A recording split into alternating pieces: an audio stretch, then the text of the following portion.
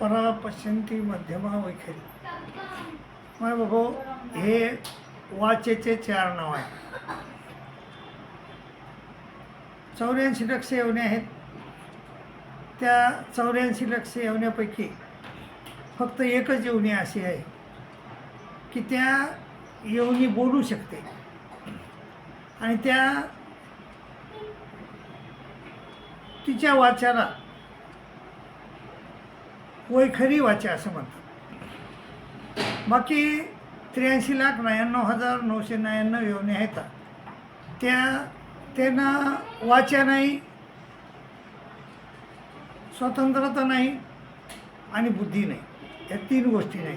परंतु मानव देह असा आहे की त्याला वाचा आहे, स्वतंत्रता आहे आणि बुद्धी आहे. आणि त्या वाचेद्वारे तो परमेश्वराचं चिंतन करू शकतो.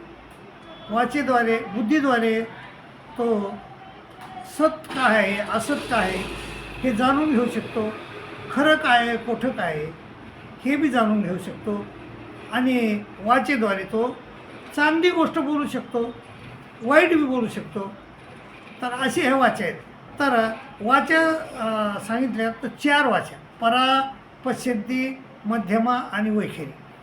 परा ही वाची परमेश्वराची, तर ती मायापुराच्या ठिकाणीच असू शकते. मायापूर जे असते, मायानिर्तमपुरम मायापुरम, मायानं निर्माण केलेलं पूर ते मायापूर, ते परमेश्वर स्वीकारतात. आणि तिथं परा नावाची वाचा आहे. परा म्हणजे सगळेच श्रेष्ठ. तर त्या परा म्हणजे श्रेष्ठ, परा म्हणजे ब्रह्मज्ञान. तर परावाचेद्वारे ते आपल्याला ब्रह्मज्ञान सांगतात परमेश्वर. नाही, परावाचेद्वारे, वैखरीद्वारे परेचा व्यापार करतात. तर वैखरीद्वारे आपल्याला ब्रह्मज्ञान सांगतात. आणि मनुष्यवेश धारण करून येतात, मायावेश धारण करून येतात, अवतरतात आणि आपल्याला परा म्हणजे ब्रह्मज्ञान देतात, वैखरी वाचेद्वारे देतात. तर परमेश्वराच्या मायापुराच्या ठिकाणी परावाचा असते. पश्यंती वाचा अष्टभैरवाची आहे. अष्टभैरव जे आहेत 7व्या स्थानीचे, तर त्यांची वाचा पश्यंती आहे. आणि परापश्यंती मध्यमा आणि 1 ते 6 देवतेची कर्मभूमी, अष्टदेवनी, अंतराळ, स्वर्ग, सत्यकाळ, अक्षरवंट आणि शिराब्दी अशा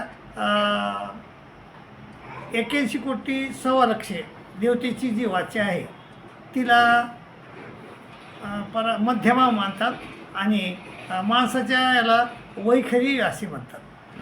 तर आता यामध्ये 9 थवे आहेत देवतेचे: कर्मभूमी, अष्टदेवनी, अंतराळ, स्वर्ग, सत्यकाळ, श्रीकुंठ, शिराब्दी, अष्टभैरव, विश्वरूप आणि चैतन्य. तर आपण पाहिलं 1 ते 6 देवतेची वाचा आहे मध्यमा, 7व्या देवतेची वाचा आहे वैखरी, नाही 7व्या देवती वाचा आहे पश्यंती आणि परमेश्वराची वाचा आहे परा. आता मधात 2 थवे सुटले, एक चैतन्य माया सुटली आणि विश्वदेवता सुटली. तर या दोघांना वाचा का नाही? कारण माया ही विधेय असल्यामुळं तिला वाचा नाही, तिला देहच नाही ना, त्याच्यामुळं तिला वाचा नाही. आणि जी विश्वदेवता आहे ती विश्वदेवता देहधारी जरी असली तर तिचं देह हे कासवाकार आहे. आणि कासवाकार असल्यामुळं कासवाला वाचा नसते, त्यामुळं तिला पण वाचा नाही. आणि मग ज्या अप्रोक्ष ज्ञानीला ह्या विघ्न कशा करतात? तर कर्मभूमी, अष्टदेवनी, अंतराळ आणि स्वर्ग ह्या 4 देवता म्हणजे साधकाला शब्दज्ञानातच विघ्न करतात. त्याला कोणत्या देवता म्हणतात? विकारसृष्टी आणि कर्मसृष्टी असे म्हणतात. तर त्या शब्दज्ञानातच विघ्न करतात.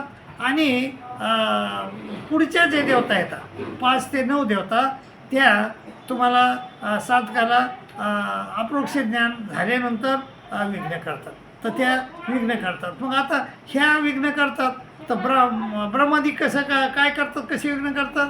ब्रह्मादिक आपल्या पदा न्यायावेती आणि ते न्यायला येतात आपल्या पदाला, चला म्हणतात आमच्या पदाला नेतो तुम्हाला, पण ते त्याच्याकडे बघत बी नाही, त्याचं काय ऐकत नाही. आता पुन्हा अष्टभैरव होतात, अष्टभैरव आळविती डळविती, पण तो जैसा काही तैसाचे अष्टभैरवचं बी तो काय ऐकत नाही.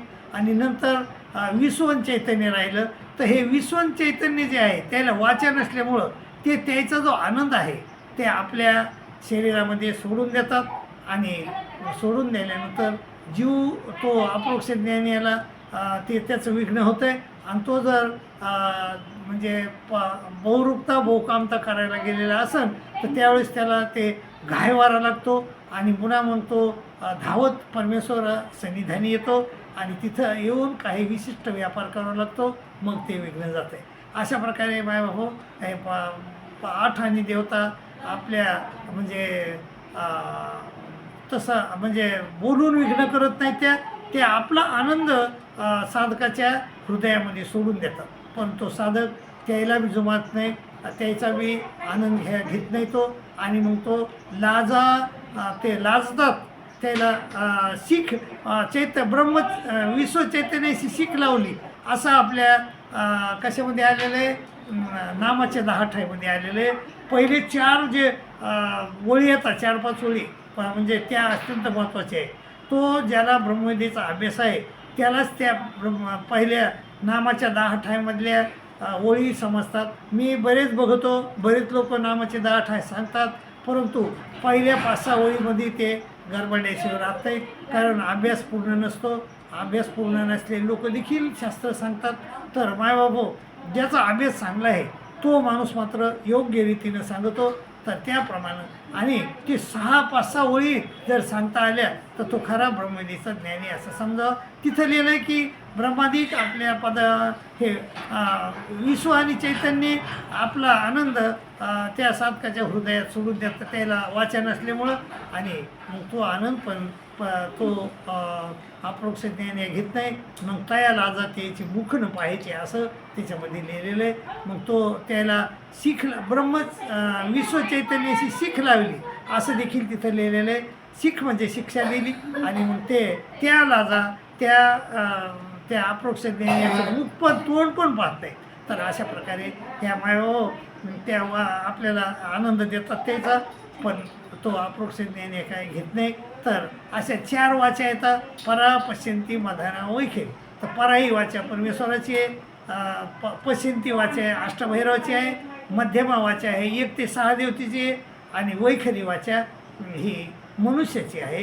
याप्रमाणे आपण समजून घ्या आणि आपल्या हृदयस्थ करा अशी मी तुम्हाला नम्र विनंती करतो. आणि तुम्ही जर ह्या चॅनलवर नवीन असाल तर सबस्क्राईब जरूर करा, कारण आपलेच लोक याला सबस्क्राईब करू शकतात, दुसरे करू शकत नाहीत. त्यामुळं तुम्ही तरी निदान सबस्क्राईब करा, शेअर करा, लाईक करा आणि आपलं भलं करून घ्या अशी मी विनंती करतो. तुमची रजा घेतो. दंडोत प्रणाम.